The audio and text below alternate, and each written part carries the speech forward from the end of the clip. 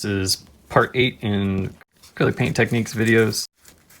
This part is about using cardboard to create texture and also capturing textures using frottage and grattage, which we'll talk about at the end of this video. But first, cardboard is a really readily available material. You get it a lot in the mail, or you can find it really at recycling centers and things like that for free.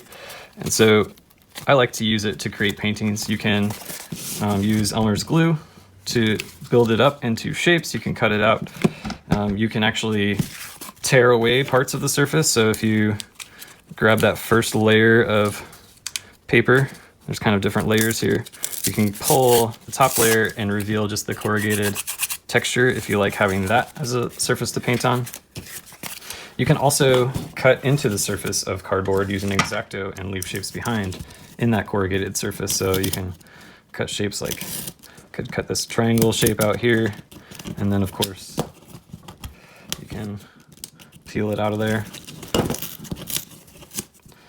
And what's left is just the corrugated cardboard texture.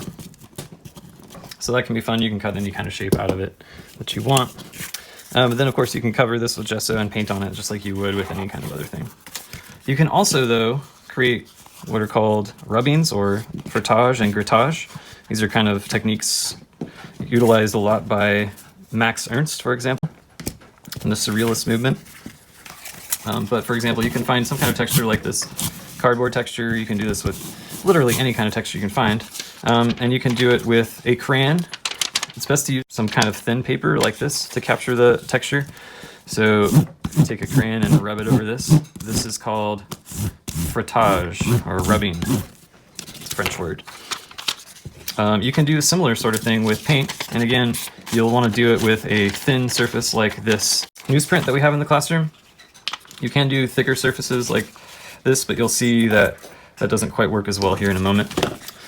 So again, it's best to have a thin piece, and you can use just a palette knife, and just like you did with the colored pencil, you just rub the surface over it. Same thing with paint. You can do a similar sort of thing to leave a texture behind, and that captures that texture pretty well. Now, if I use a canvas piece, you'll notice that it doesn't quite capture that texture just as much, although you can see it does pick it up a little bit. Then, of course, you can cut these out and collage them just like you've seen in previous videos if you want to do that and include those kind of textures, which you'll see a lot of Max Ernst's work includes that sort of thing.